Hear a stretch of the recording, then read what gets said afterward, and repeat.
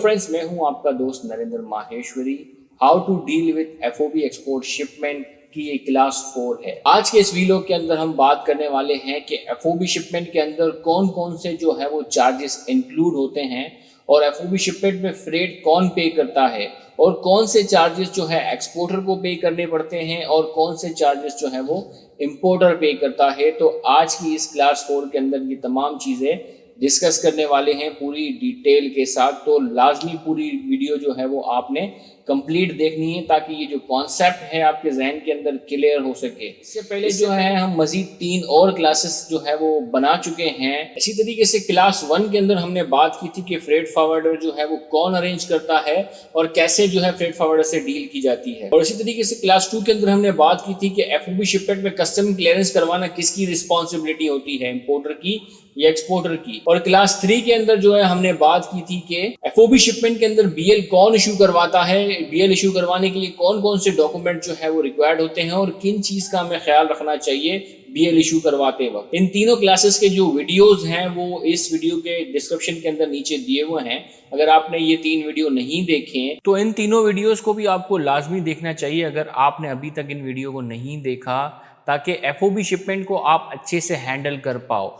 तो कंटिन्यू करते हैं आज की इस क्लास 4 को, जिसके अंदर हम बात करने वाले हैं एफओबी शिपमेंट के अंदर चार्जेस जो है वो कौन पे करता है, कौन कौन से चार्जेस कौन पे करता है, इंपोर्टर कौन से चार्जेस पे करता है और एक्सपोर्टर जो है वो कौन से चार्जेस पे करता है और फ्रेट जो है वो किसको पे करना पड़ता है। दोस्तों, अगर आप एफओबी टर्म को थोड़ा भी अगर समझते हो तो आपको पता होगा कि एफओबी के अंदर जो फ्रेट जो होता है वो बायर पे करता है। और इसी से रिलेटेड जो है हमने क्लास 1 के अंदर बात किया था कि फ्रेट फॉरवर्डर जो है वो कौन अरेंज करता है। तो पूरी डिटेल के साथ हमने वहाँ बात की थी कि फ्रेट फॉरवर्डर जो है एक बायर अरेंज करता है, क्योंकि फ्रेट जो है वो बायर को पे करना होता है, तो इसीलिए जो फ्रेट फॉरवर्डर है वो भी बायर ही अरेंज कर रहा होता है। अब ये सवाल था कि एफओबी शिपमेंट के अंदर फ्रेट कौन पे करता है, एक्सपोर्टर जो है वो पे करता है या इंपोर्टर पे करता है। तो एफओबी शिपमेंट के अंदर जो फ्रेट होता है वो बायर पे करता है, यानी इंपोर्टर पे करता है। अब हम आते हैं हमारे जो है वो अगले सवाल के ऊपर कि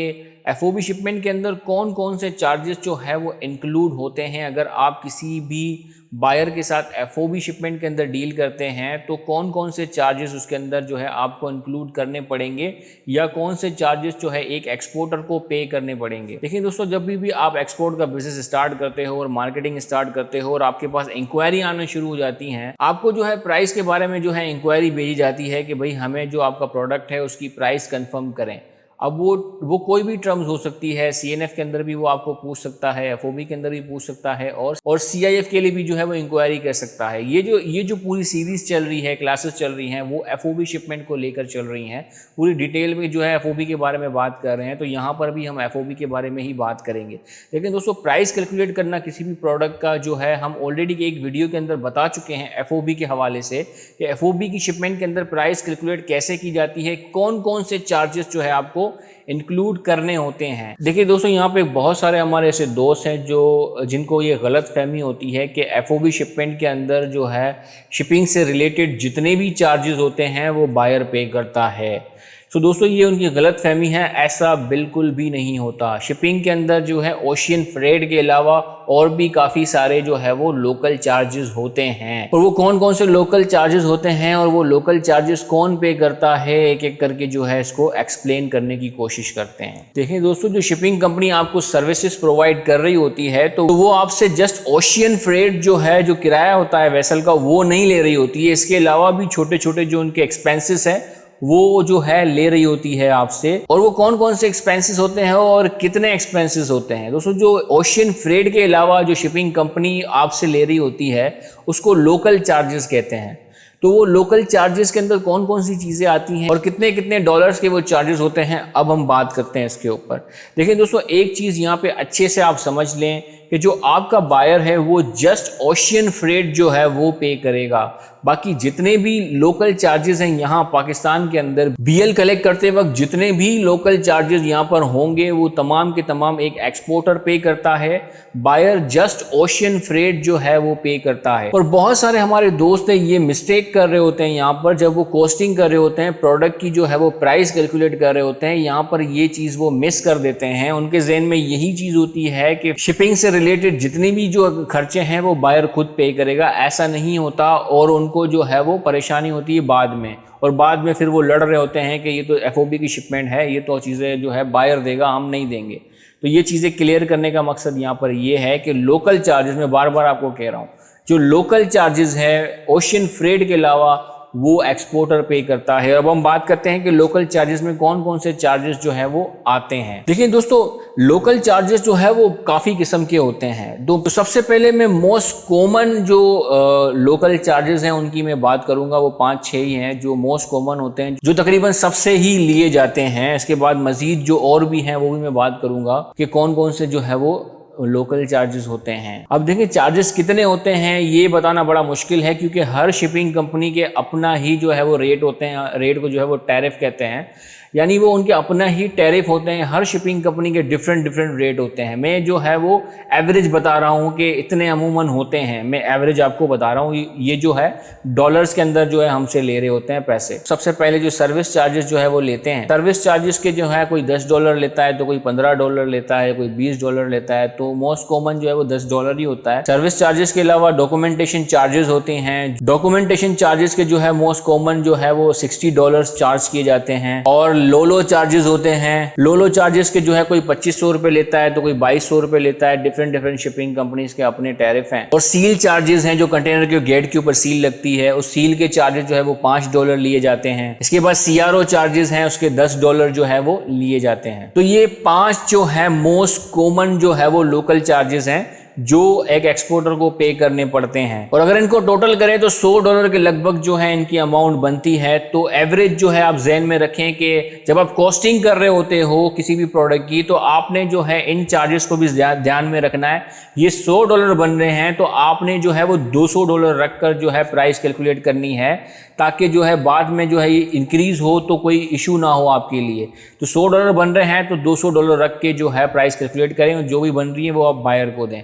अब जो है इन 5 के अलावा मजीद और कौन कौन से लोकल चार्जेस होते हैं। देखिए दोस्तों, ये शिपमेंट टू शिपमेंट वेरी करते हैं। मोस्ट कॉमन ये 5 ही होते हैं। इसके अलावा भी मजीद ऐड हो जाते हैं, शिपमेंट वाइज चीज़ें चल रही होती हैं। अगर आपकी शिपमेंट जो है वो यूरोपियन किसी कंट्री में जा रही हो तो वो आपसे ENS चार्जेस भी लेते हैं। अगर आपने अपना एम्प्टी कंटेनर कराची के अलावा अगर किसी और शहर से निकाला है तो वो उसके ऊपर प्लेसमेंट चार्जेस भी लेते हैं। $100 एवरेज होता है। बार बार कह रहा हूँ कि shipping line to shipping line ये चार्जेस जो है वेरी करते हैं। जो मोस्ट कॉमन जो हमने पे किए हैं मैं वो आपको बता रहा हूँ। रिस्क सरचार्ज कहते हैं, वो $60 कभी कभार चार्ज करते हैं। इसी तरीके से जो है वो टेलेक्स सरचार्ज होता है। इसी तरीके से लो सल्फर सरचार्ज होता है, और टर्मिनल हैंडलिंग चार्जेस होते हैं, और पीक सीजन सरचार्ज होता है। ये तमाम चार्जेस होते हैं। इसके अलावा भी कुछ और होते हैं। अब देखिए इनके ऊपर इनका बैकग्राउंड बताना और डिटेल के साथ बताना तो ये वीडियो बहुत ही ज़्यादा जो है लेंदी हो जाएगा। तो इसके ऊपर एक अलग से वीडियो बना देंगे। इन तमाम लोकल चार्जेस को डिटेल के साथ समझेंगे कि कौन से चार्जेस का क्या मतलब है, ताकि जब इन फ्यूचर आप मार्केट में उतरोगे एक्सपोर्ट के लिए तो आपको पता होना चाहिए कि जो आपसे पैसे लिए जा रहे हैं तो वो किस चीज़ के चार्जेस हैं, ताकि ऐसा ना हो कि एक चीज़ आप कर ही ना रहे हो तो आपको जो है वो डंडी मारी जाए और जो है आपसे उस चीज़ के ही पैसे लिए जाएं जिसके जो चीज़ आपने की ही नहीं है, या वो चार्जेस आपको आपके ऊपर बनते भी नहीं है और वो चार्जेस आपको आपके ऊपर थोप दिए जाएं। ऐसे भी होता है मार्केट के अंदर। फ्रेट फॉरवर्डर ऐसा करते भी हैं, सब तो नहीं, बहुत कम है ऐसे लोगों की तादाद, लेकिन ऐसे लोग भी हैं यहाँ मार्केट के अंदर जो 2 नंबरियां करते वक्त, डंडी मारते वक्त जो है वो सोचते भी नहीं है। तो आपके ज़हन में अगर ये तमाम चीज़ें होंगी कि किस लोकल चार्जेस का क्या मतलब है, फिर जो है आप सवाल पूछोगे उनसे कि भाई ये क्यों है, ये यहाँ पर होना बनता नहीं है, आपने क्यों लिया है हमसे। देखिए दोस्तों, ये तमाम चीज़ें थी जो हमने आपके साथ शेयर कर दी कि FOB शिपमेंट के अंदर कौन कौन से चार्जेस इंक्लूड होते हैं। जब आप कॉस्ट कर रहे हो प्रोडक्ट की, कॉस्टिंग कैसे करनी है हमने पहले अभी बताया कि हमने ऑलरेडी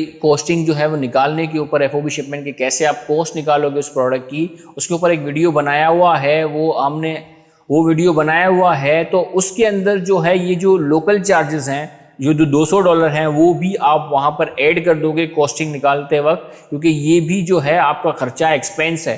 तो आपको अपने जब जितने भी एक्सपेंस हैं वो अपने प्रोडक्ट के अंदर कैलकुलेट करते वक्त आपने लाजमी उसके अंदर डालने हैं, कोई मिस्टेक नहीं करनी ताकि बाद में आपको कोई प्रॉब्लम ना हो। तो दोस्तों ये थी क्लास 4। सो दोस्तों उम्मीद है कि आपको ये तमाम चीज़ें समझ में आई होंगी। अगर आपको अभी भी कुछ भी कन्फ्यूजन है, कुछ भी आपको पूछना हो, आप हमें कमेंट्स में जो है वो पूछ सकते हैं। हम जो है बहुत जल्द से जल्द उसका रिप्लाई करने की कोशिश करेंगे और हम आपका कमेंट्स लाजमी पढ़ेंगे। कभी कभार जो है हम कमेंट्स का रिप्लाई जो है वो लेट जो है वो देते हैं, या कभी कभार कुछ रिप्लाईज हम कर नहीं पाते, लेकिन पढ़ते ज़रूर हैं।